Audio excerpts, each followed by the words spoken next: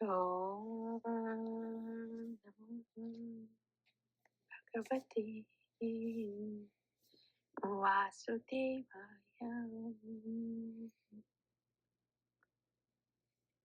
Om Bhagavate Vasudevaya.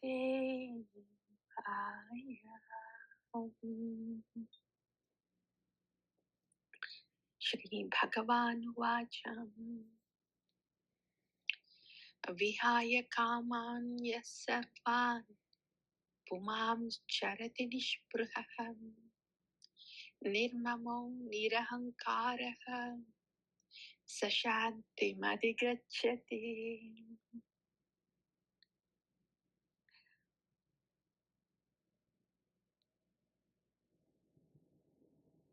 Vihāya kāmān sarvān pumāṁś carati niḥspṛhaḥ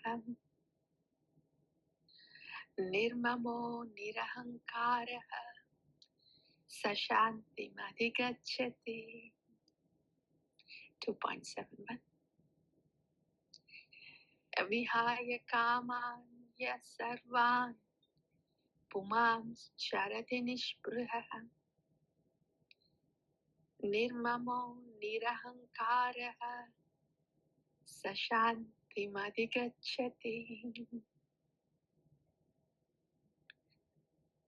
Bhagavan, and this is almost the final statement of Bhagavan, as he's describing about Nishkama Karma Yogi Astita Prajna. What is Nishkama Karma Yoga? Who is Stita Prajna? What is Nishkama Karma Yoga? How it is to be performed? Who is Stita Prajna? What is he like internally? How does he control the senses? What happens if the senses are not controlled? And what happens when the senses are controlled? Atma vashair vidayatma prasadam adhigacchati.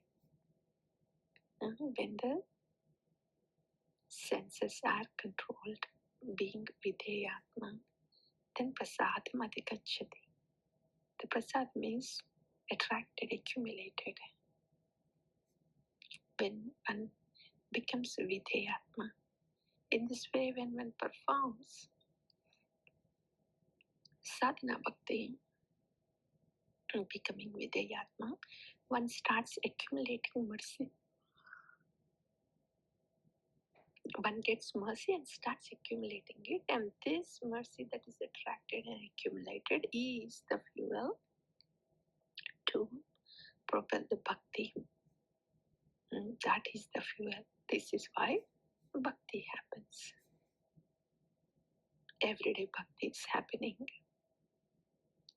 We are able to hold the beats because of the mercy. We are able to think of Krishna because of the mercy. We are inspired to do the seva and is able to do some seva is because of the mercy. Prasadam adhigacchati.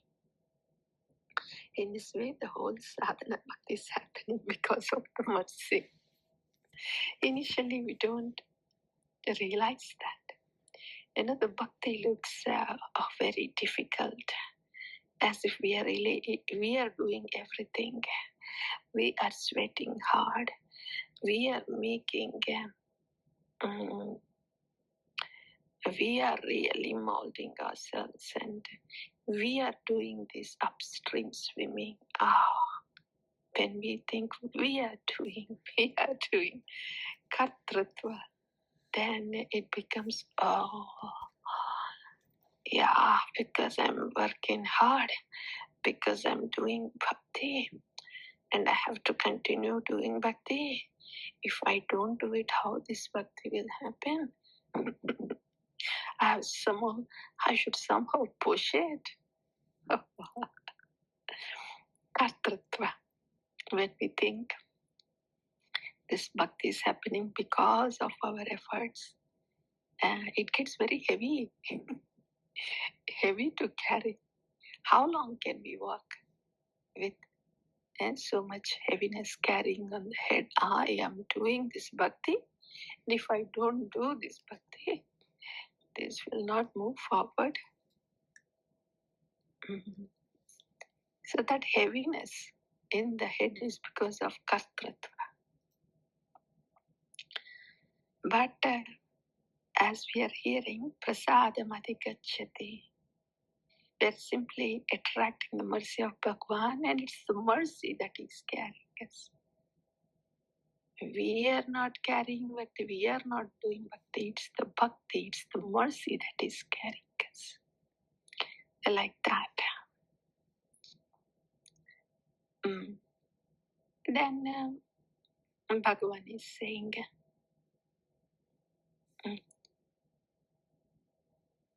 na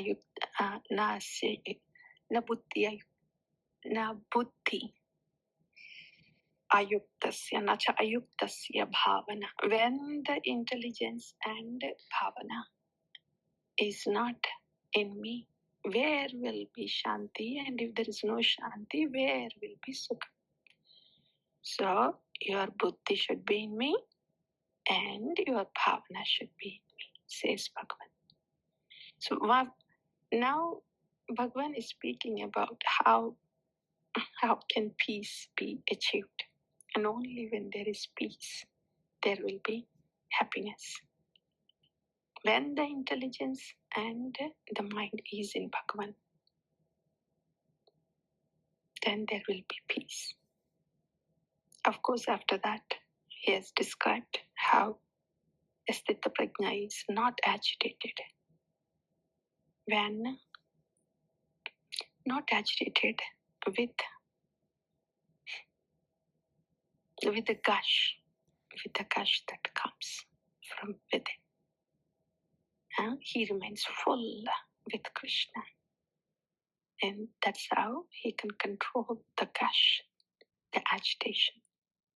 And finally, Bhagavan is saying, for somebody to be substantially peaceful,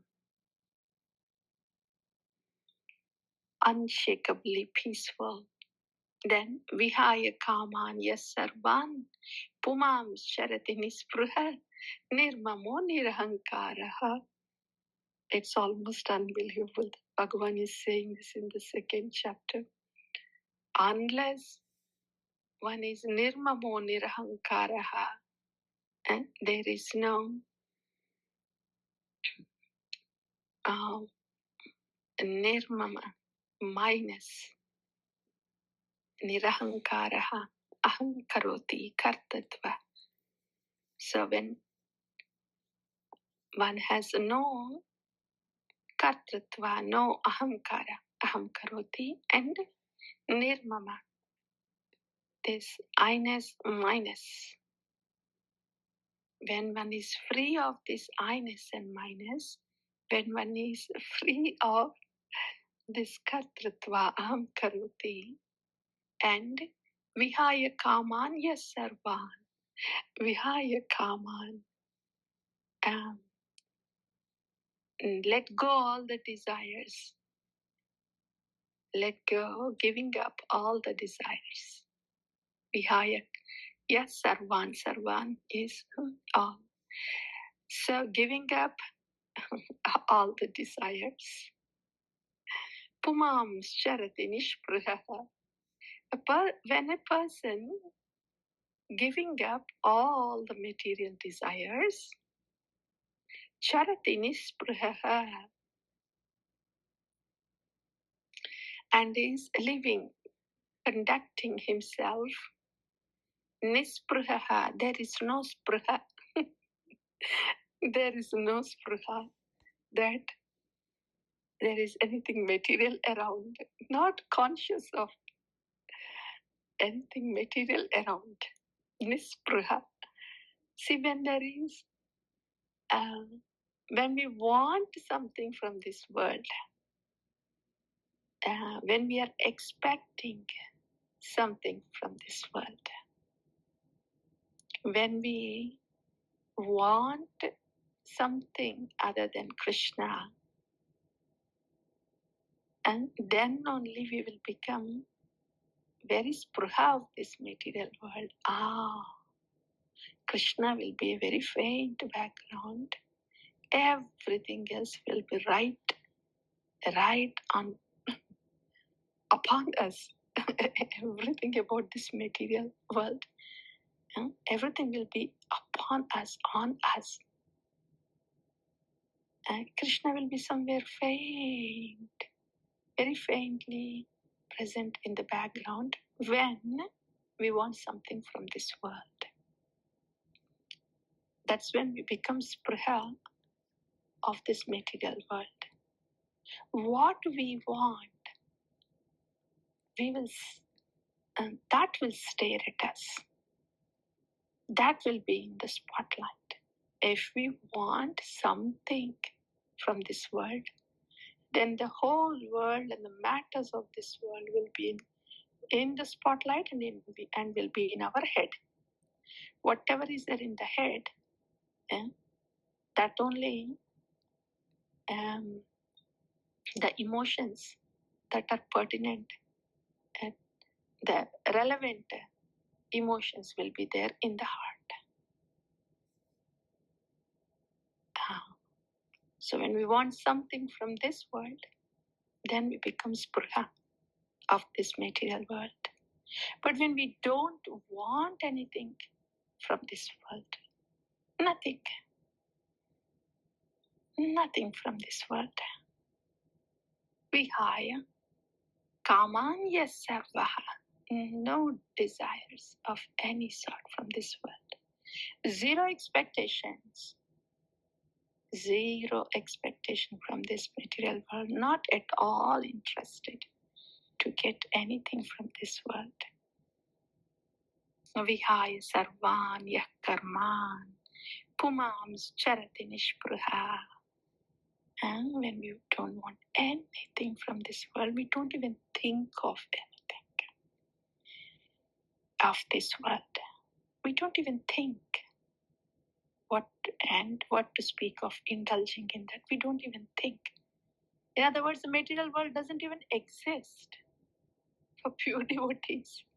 Material world doesn't exist. Modes doesn't exist. Material world exists. They see things. They see things around. They see people around. Everything as Krishna's. So then where is the material world? When everything is Krishna's. Because the desire is only to see Krishna.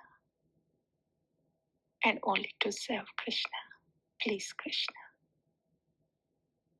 That's vihāya, kāmān, sarvān, pumāṁś, carati, niḥspṛhaḥ. This state is not possible without nirmama, nirahaṅkāraḥ. How can one see everything as Krishna's, the Krishna samsara, when there is I and my? Yeah, when there is I and my in the head, in the thought, then we are in the Maya samsara. And then we think, oh, we are doing everything.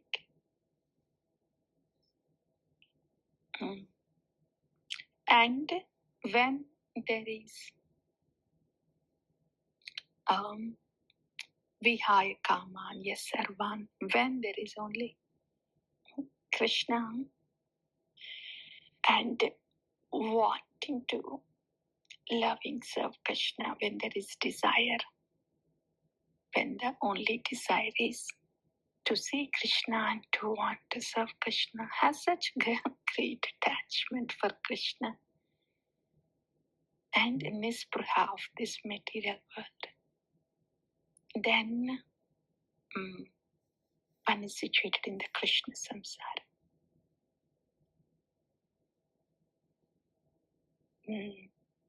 There is nothing that is present other than Krishna. There is nothing that is happening other than loving service to Krishna. This can happen when one is first placed in Guru samsara.